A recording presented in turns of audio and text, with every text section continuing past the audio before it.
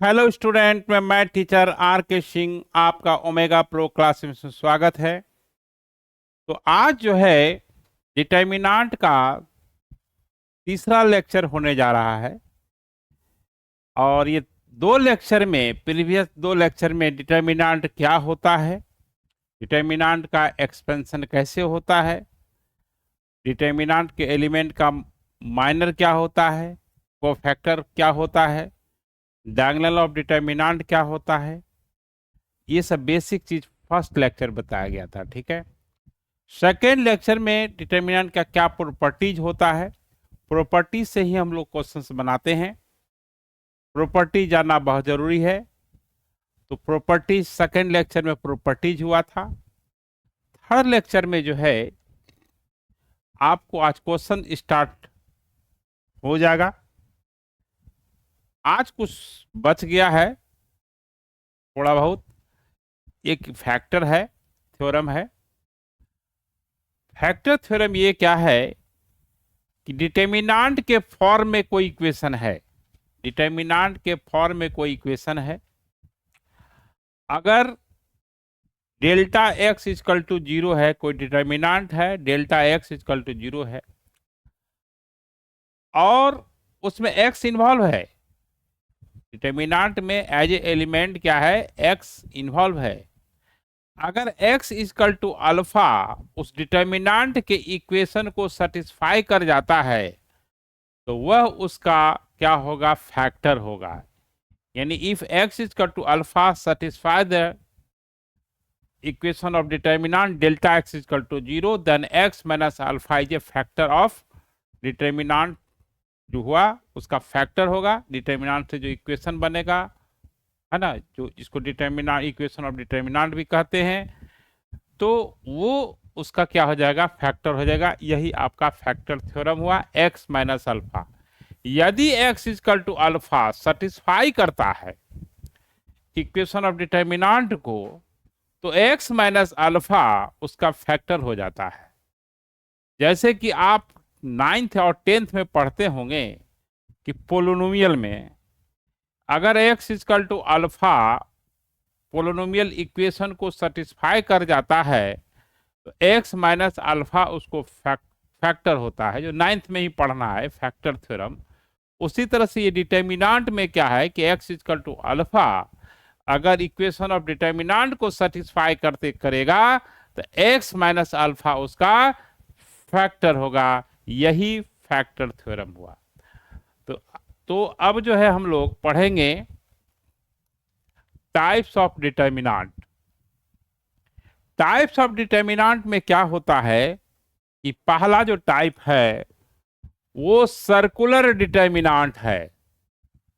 Circular determinant में क्या होता है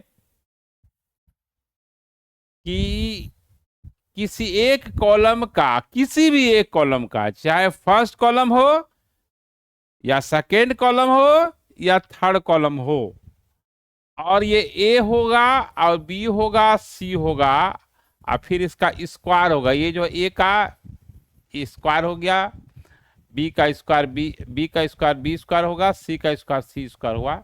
इस फॉर्मेट पे, इस फॉर्म में जो इक्वेशन होगा इसी को सर्कुलर डिटर्मिनेंट का नाम दिया गया है। ठीक है, आपको याद रखना है क्या कंडीशन है कि किसी भी कॉलम में 1 1 1 और A square B square C square, ऐसा। ये कोई जरूरी नहीं है कि A B C, A square B square C square 1 1 1। ये 1 देखिए, ये तीनों जो है सर्कुलर डिटर्मिनेंट है। 1 1 1 होना चाहिए और ए बी सी होना चाहिए और फिर उसका स्क्वायर होना चाहिए। ये आपका रो वाइज भी हो सकता है, फर्स्ट रो में भी हो सकता है 1 1 1 A B C, A square B square C square. X के टर्म में भी हो सकता है, एक्स वाई जेड हो सकता है। या देखिए, और देखिए A B C 1 1 1 A square B square C square. देखिए ये सेकेंड रो में 1 1 है, ये फर्स्ट रो में 1 1 है, और आपका A B C A square B square C square 1 1 1 ये थर्ड रो में है। इसको हम लोग सर्कुलर डिटर्मिनेंट कहते हैं, और इसका जो वैल्यू होता है सर्कुलर डिटर्मिनेंट का, ये आपको याद रखना है। ये ऑब्जेक्टिव में आपके लिए ब्रह्मास्त्र का काम करेगा। यह बहुत बड़ा क्वेश्चन जब रहेगा, और जब सर्कुलर डिटर्मिनेंट में ये आपका रिड्यूस होगा, चेंज होगा, तो आप डायरेक्ट इस रिजल्ट को यूज कर सकते हैं। तो ए माइनस बी माइनस सी और सी माइनस ए, जैसे आप साइक्लिक फैक्टर याद रखते हैं, उसी तरह से सर्कुलर डिटर्मिनेंट का वैल्यू भी आपको याद रखना है। अगर मान लिया जाए कि 1 1 1 1 हो गया, ऐसा है, ये जो है देखिए यहां पे आपका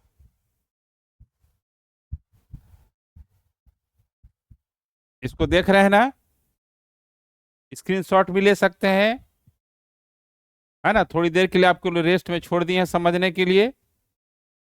तो अब जो है यहां पर अगर डेल्टा है, ऐसा है, मान लिया जाए 1 1 1 है, एक्स है, वाई है, जेड है, X square Y square Z square है। कोई जरूरी नहीं कि एबीसी हो, वो एक्स वाई जेड भी हो सकता है। तो ये X minus Y, Y minus Z और जेड माइनस एक्स, ऐसे हो जाएगा। उसी तरह से एलिमेंट भी हो सकता है, लेटर बदल सकता है, बट रिजल्ट वही रहेगा। जैसे साइक्लिक फैक्टर याद रखते हैं, ए माइनस बी माइनस सी माइनस ए। साइक्लिक फैक्टर को याद रखने का तरीका क्या है, देखिए एक सर्किल ड्रॉ कीजिए, 3 नंबर डाल दीजिए, ए बी सी हो गया, ए हो गया। अब जो लेफ्ट एंटी क्लॉक चलिएगा, क्या चलिएगा, एंटी क्लॉक, ए इंटू बी माइनस सी, फिर बी सी माइनस ए, और फिर सी ए माइनस बी। ए हो गया, ढक दीजिए, तो बी माइनस सी इंटू बी माइनस सी, प्लस नहीं बी माइनस सी, फिर बी सी माइनस ए, फिर सी को ढकिए, ए माइनस बी। इस तरह से आप जो है सर्कुलर डिटर्मिनेंट के वैल्यू को याद रखना है। अब आपके लिए आया है सर्कुलेंट। सर्कुलेंट भी एक टाइप का डिटर्मिनेंट है, और ये कैसा होता है दिखने में, तो कोई चीज तो है नहीं जो कि बता दें कि ये इसका रंग ऐसा होता है, हाइट आदमी तो है नहीं कि ऐसा होता है। इसको कैसे समझना है, सर्कुलेंट का फॉर्मेट होता है delta equal to A B सी।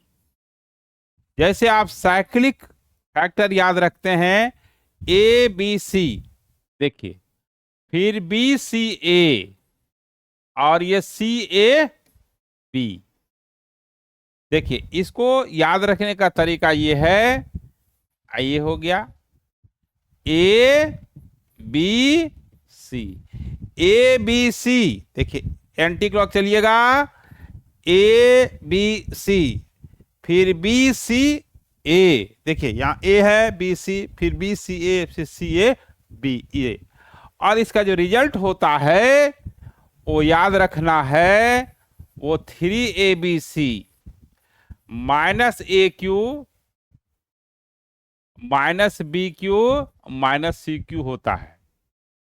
या आप ऐसे भी लिख सकते हैं, minus a cube plus b cube plus c cube minus 3abc, याद रख सकते हैं।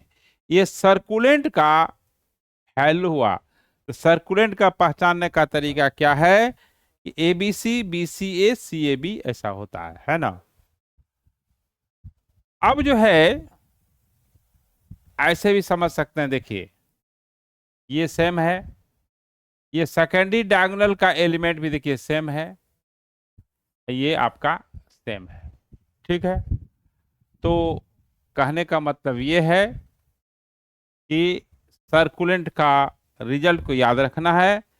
ए B C, B C A, C A B, ये सर्किल पर एक सर्किल ड्रॉ कर लीजिएगा, ए बी सी कीजिएगा, एंटी क्लॉकवाइज इसको रोटेट कर देना है, ए बी सी हाथ को, ए B C A, C A B. बहुत आसान है।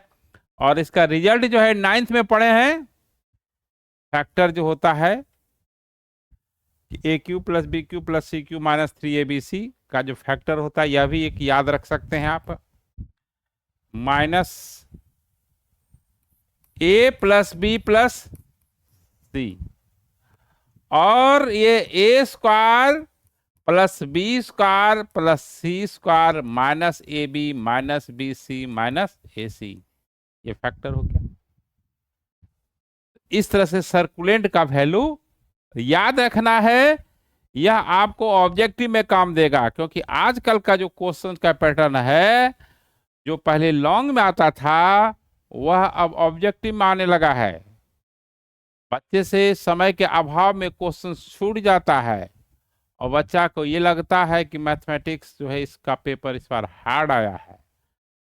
हार्ड इसलिए लगता है कि क्वेश्चन छूट जाता है समय के अभाव के कारण।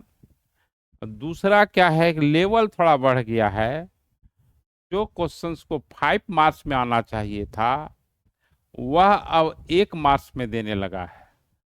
लेवल तो वही है 5 मार्क्स वाला, लेंदी दे दिया आपका ऑब्जेक्टिव में, तो बच्चा क्या करेगा। इसके लिए ये सब चीजें जो रिजल्ट है, अगर आपको याद है तो आप टाइम से 20 मिनट पहले क्वेश्चन का सॉल्यूशन दे दीजिए। अगर आप इस रिजल्ट को याद नहीं रखेंगे, बार बार दिमाग में ये बात नहीं रहेगा ये सब रिजल्ट, तो फिर आपका क्वेश्चन जानते हुए छूटने की संभावना है। हम काम की बात करते हैं, पढ़ाई की बात करते हैं, उल्टा पुल्टा बात नहीं करते हैं, ठीक है। तो चलिए यहाँ पर आगे की बात यह है कि सिमेट्रिक डिटर्मिनेंट क्या होता है। अब आया आपके पास symmetric determinant.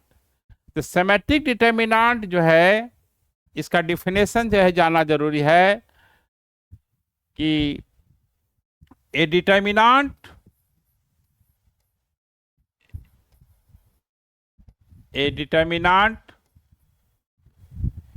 is said to be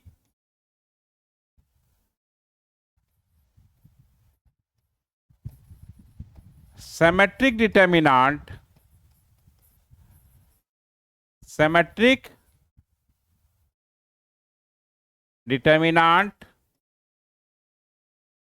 if aij, यानी ith रो jth कॉलम पे जो एलिमेंट है वही jth रो और ith कॉलम में होना चाहिए। जैसे देखिए यहाँ डिटर्मिनेंट है, यहाँ x है, यहाँ y है, यहाँ z है, यहाँ y, यहाँ z, यहाँ मान लिया जाए कि w है, और ये जो है आपका x y z ये भी है, यहाँ भी है, और यहाँ पर आपका u भी u मान लेते हैं, ठीक है, u भी w x y z हो गया। अब देखिए यहाँ पर ये कौन सा पोजीशन पर का एलिमेंट है, सेकेंड रो है, दूसरा रो है, पहला कॉलम है, और यहां पर देखिए A12 कीजिए, first row second column, suffix को इंटरचेंज कीजिए, वही एलिमेंट है। देखिए अब यहां पर देखिए क्या है आपका A31, तो A13 पर भी आपका वही है एलिमेंट, यहाँ y है, यहाँ z है। अब यहां पर देखिए क्या है A32, और A23 पर देखिए यही एलिमेंट है, भी है। और प्रिंसिपल डायगोनल का तो आप सफिक्स सेम रहता है, ये आपका XW भी है। आप अगर आप प्रिंसिपल डायगोनल को प्लेन मिरर मानते हैं, इसके अभाव जो एलिमेंट है उसका इमेज हो जाता है। इमेज प्लेन मिरर में क्या होता है, जितना डिस्टेंस पर ऑब्जेक्ट रहता है उतना ही डिस्टेंस उसका इमेज बनता है। देखिए ये जो है आपका, ये जड़ है, देखिए जड़ है, ये देखिए वाई है, वाई है, ये भी आपका वाई है, ये देखिए ये आपका भी है, इमेज बनता है। तो सिमेट्रिक डिटर्मिनेंट, उस डिटर्मिनेंट को कहते हैं, a determinant is said to be symmetric if aij is equal to aji for all I and j, for all I and j. So a determinant is said to be symmetric determinant. A determinant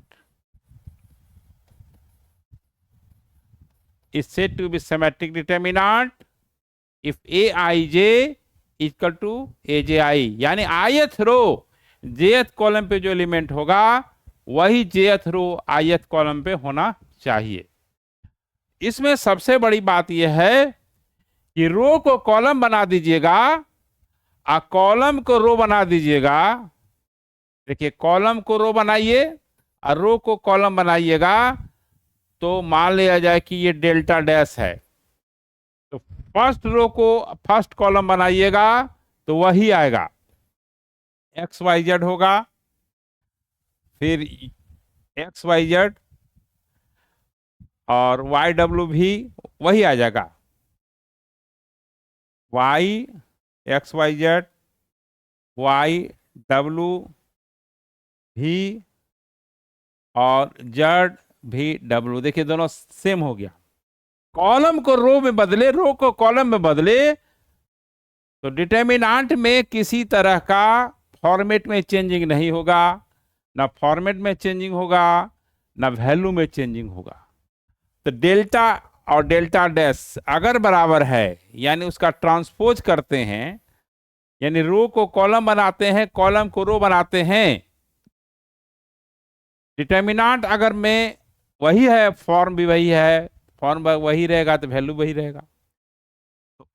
तो इस तरह के determinant को symmetric determinant कहा जाता है। ये बहुत इंपॉर्टेंट चीज है, इसका यूज मैट्रिक्स में भी है। अब देखिए, अब है skew symmetric determinant. Skew symmetric determinant किसको कहते हैं? एक वर्ड आ गया स्क्यू, सिमेट्रिक तो वही है। स्क्यू सिमेट्रिक डिटर्मिनेंट पहचानने का तरीका क्या है? देखिए, कोई डेल्टा है, प्रिंसिपल डायगोनल का ऑल एलिमेंट जीरो रहना जरूरी है। क्या है? प्रिंसिपल डायगोनल्स का ऑल एलिमेंट जीरो रहना जरूरी है। ठीक है, ये हो गया।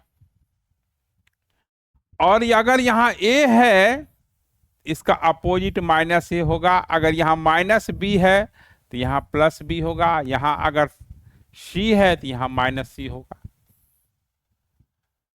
तो प्रिंसिपल डायगोनल्स का ऑल एलिमेंट क्या होना चाहिए? जीरो होना चाहिए। और ए आई जे इज इक्वल टू माइनस ए जे आई होना चाहिए। इसमें दो बात को ध्यान देना है। क्या देना है?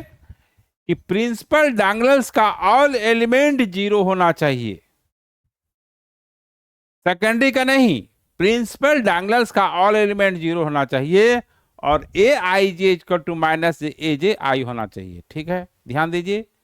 इसको समझने के लिए आपको छोड़े हैं, स्क्रीनशॉट ले सकते हैं। अब यहां पर क्या है, इसका डिफिनेशन लिख देते हैं। A determinant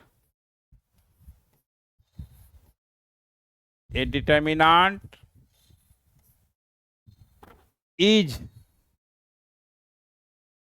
said to be skew symmetric determinant. Skew symmetric determinant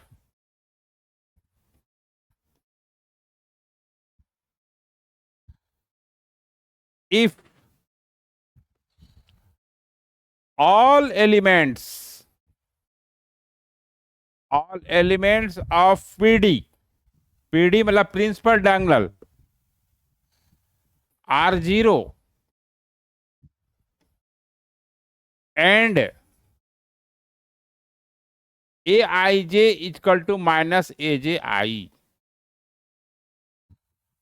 अब देखिए प्रिंसिपल डायगोनल का, ठीक है, ऑल एलिमेंट 0 होना चाहिए और ए आई जे इक्वल टू माइनस ए जे आई होना चाहिए। अब इसमें एक और क्या बातें आ रहा है, इसमें एक बात ये आ रही है कि जो स्क्यू सिमेट्रिक डिटर्मिनेंट है अगर वह ऑड ऑर्डर का है, कितने ऑर्डर का है, ऑड ऑर्डर का है, उसका वैल्यू हमेशा 0 होता है। तो यहां पर आपको एक नोट पॉइंट लिखाते हैं, ये आप समझिए कि एग्जाम के लिए आपका चेक का काम कर रहा है, ठीक ना।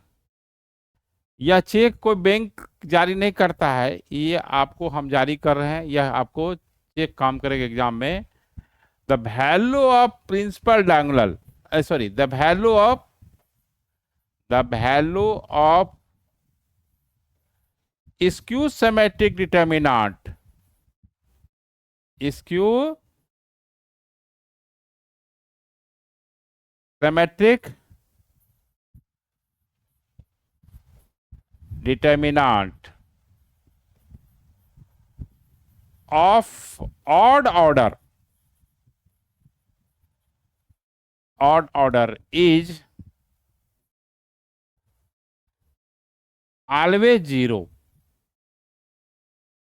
always 0। जो ऑड ऑर्डर का है उसका वैल्यू हमेशा क्या होगा, 0 होगा, ठीक है।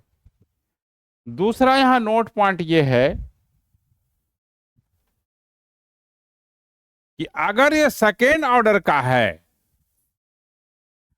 तो ये 0 है, ये ए है, ये माइनस ए होगा और ये 0 होगा। सबसे देखिए प्रिंसिपल डायगोनल्स का ऑल एलिमेंट तो 0 है और इसका ठीक अपोजिट है, इसका वैल्यू क्या होगा, इसका जो वैल्यू होगा ए इंटू माइनस ए होगा, माइनस ए स्क्वायर होगा।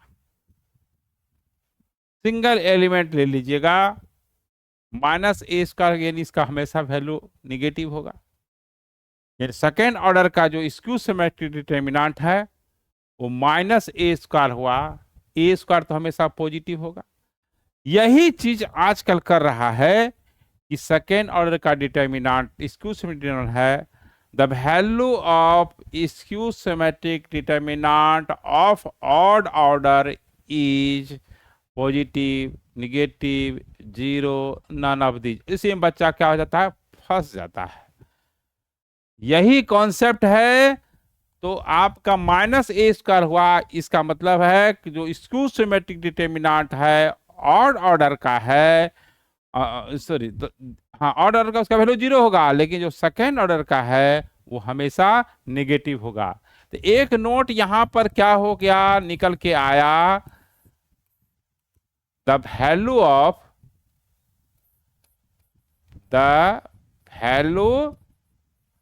Of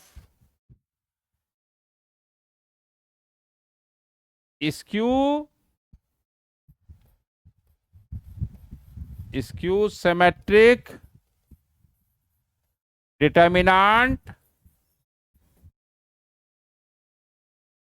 of second order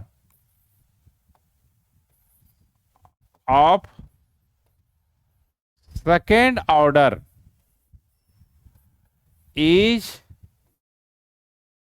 always negative, कभी पॉजिटिव नहीं होगा। और स्क्यू सिमेट्रिक डिटर्मिनेंट जो ऑड ऑर्डर का है उसका वैल्यू हमेशा 0 होगा। यह आपके ऑब्जेक्टिव के लिए काम होगा, है ना, काम देगा। अब यहां पर इतना आपको जो तीसरा लेक्चर चल रहा है, 2.5 लेक्चर हो गया होगा मेरे समझ से, तो ज्यादा नहीं 30 से 40 मिनट का एक लेक्चर होता है, और वो 30-40 मिनट का जो लेक्चर होता है वो समझिए कि ऑफलाइन के 1 घंटे के लेक्चर के बराबर होता है। ठीक है, अब हम कुछ क्वेश्चंस स्टार्ट करेंगे। अब हम लोग क्वेश्चंस के लिए आएंगे, और क्वेश्चन जो शुरू कर रहे हैं छोटे स्तर से कर रहे हैं। धीरे धीरे धीरे धीरे आपको लेवल को, जैसे आपको बिल्डिंग पे चढ़ना है, टॉप लेवल पे जाना है, तो सबसे पहले पहला सीढ़ी पर पैर रहेगा, उसके बाद दूसरा सीढ़ी पर होगा, उसके बाद तीसरा सीढ़ी पर होगा, उसके बाद आप जहां पर जाना है first floor, second floor, third floor जाना है। अगर कोई फर्स्ट फ्लोर में जाना चाहता है, वो चाहेगा कि पहला एक पर पाँव रखें फर्स्ट सीढ़ी पे और दूसरा पे टॉप पे, तो आप समझ हैं कोई आदमी की क्या स्थिति होगा, गिर जाएगा, समझ में नहीं आएगा, हाथ पैर टूट जाएगा। उसी तरह से मैथमेटिक्स में क्या है कि धीरे धीरे क्वेश्चंस के लेवल को बढ़ाना है, और हम आपको मैथमेटिक्स सिखाएंगे, रटवाएंगे नहीं। और मैथ तो रटने का चीज है नहीं है, रटने का ऐसे तो कोई भी चीज नहीं, न फिजिक्स है, न केमिस्ट्री है, न मैथमेटिक्स है, सबको समझना है। रटने के लिए तो लॉ का भी आप देखते होंगे, वकील के घर में एक रूम की बुक रहता है, वो थोड़ा ही याद रहता है, सब समझ करके दिमाग में वो सब रखा रहता है, और उस हिसाब से जैसा केस होता है उस हिसाब से फाइल निकलती है। रटा किसी चीज को नहीं जाता है। आपको लगता होगा कि इतिहास रटने का चीज है, ग्रामर रटने का चीज है, कोई भी चीज रटने का नहीं है, सब्जेक्ट को समझने का चीज है। तो चलिए आज हम लोग क्वेश्चन स्टार्ट कर रहे हैं। फर्स्ट क्वेश्चन ये है, फर्स्ट क्वेश्चन आसान से कर रहे हैं। इवेल्युएट, इवेल्युएट मतलब होता है इसका वैल्यू निकालिए, मान निकालिए, है ना। तो देखिए यहां पर साइन 10 डिग्री है। एलिमेंट जो है आपका कुछ भी हो सकता है, ट्रिमेटिकल टर्म भी हो सकता है। साइन 10 डिग्री है, और ये कॉस 20 डिग्री है, और ये जो है आपका कॉस 10 डिग्री है, और ये माइनस साइन 20 डिग्री है, और इसका वैल्यू निकालना है। ये सेकेंड ऑर्डर का है क्योंकि 2 रो है 2 कॉलम है। तो इस डिटर्मिनेंट का वैल्यू कैसे निकालिएगा, आपको बताया गया है कि एक्सपेंशन ऑफ डिटर्मिनेंट अगर ए बी है, सी या डी है, इसका वैल्यू सिंपली ए डी, इसको साइरस मेथड कहते हैं, एडी माइनस बीसी होता है। इसको साइरस मेथड कहते हैं, ऐसे होगा। तो साइन 10 डिग्री और कॉस 20 डिग्री, बीच में साइन होता है माइनस, अब फिर ये आपका हो गया, फिर यहां पर आपका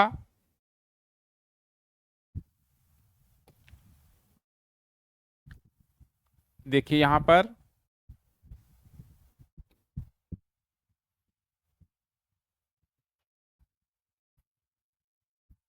ठीक है, स्पेस ले लिए, ये डेल्टा डिटर्मिनेंट को डेल्टा से डिनोट करते हैं, डेल्टा जरूर लिखना है, माइनस, ये माइनस है, रूल का साइन है, एडी माइनस बीसी या माइनस रूल का साइन है। उसके बाद यहां पर माइनस साइन 20 और कॉस 10 डिग्री है। तो माइनस माइनस क्या होगा, मल्टीप्लाइड होकर के प्लस हो जाएगा। तो साइन 10 डिग्री और cos 20 degree plus sine 20 degree cos 10 degree. और 11th में फॉर्मूला पढ़ते हैं, आ रहे हैं, sine a into cos b plus cos a into sine b, sine a plus b हो गया। ये साइन 10 डिग्री और प्लस 20 डिग्री हो गया, साइन 30 डिग्री हो गया, और साइन 30 डिग्री का वैल्यू हाफ हो गया। इस तरह से हम लोग 2D का क्वेश्चन, सेकेंड ऑर्डर का जो बनता है क्वेश्चंस, इसी तरह से निकाला जाता है। जैसे देखिए, इवेलुएट,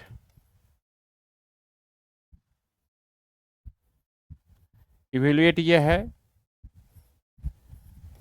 कॉस एक्स है, साइन एक्स है, माइनस साइन एक्स है, और ये कॉस एक्स है। इसका वैल्यू निकालना है। इवेलुएट मतलब होता है कि वैल्यू निकालिए। फिर ये 2D में सेकेंड ऑर्डर में है, 2 रो है, 2 कॉलम है, और आपको बार बार इस चीज को रिपीट कर रहे हैं, ए बी सी डी, ये a d minus b c हो गया।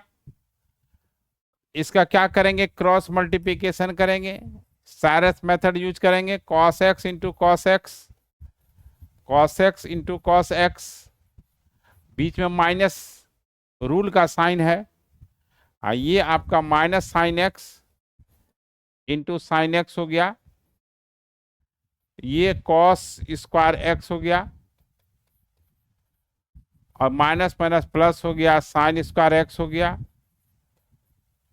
Cos square x plus sine square x क्या हो गया, 1 हो गया। ये ट्रिमेटिकल फॉर्मूला लग गया। अब देखिए तीसरा क्वेश्चन, देखिए, इवेलुएट, ये cos theta, sine theta, sine theta, cos theta, इसकी वैल्यू निकालनी है। तो ये साइरस मेथड हुआ, लगा देंगे तो क्या होगा, cos into cos theta into cos theta, minus sine theta into sine theta, तो ये आपका cos square theta minus sine square theta हो गया, तो ये कॉस 2 थीटा हो गया। जो भी ट्रिमेट्रिक का फॉर्मूला लगेगा वो लगाना है। सेकेंड ऑर्डर के क्वेश्चन को इसी तरह से हम लोग सॉल्व करते हैं। तो अब जो है थर्ड ऑर्डर का जो डिटर्मिनेंट है उसके लिए नेक्स्ट लेक्चर में रखते हैं, नेक्स्ट लेक्चर में रखेंगे, और उसमें केवल थर्ड ऑर्डर का ही डिटर्मिनेंट का एक्सपेंशन, उसके प्रॉपर्टीज पे क्वेश्चन होगा। तो आज का जो थर्ड लेक्चर था उसमें क्या बताए, फैक्टर थ्योरम बताए, टाइप्स ऑफ डिटर्मिनेंट बताए, और सेकेंड ऑर्डर का कुछ क्वेश्चंस कराए।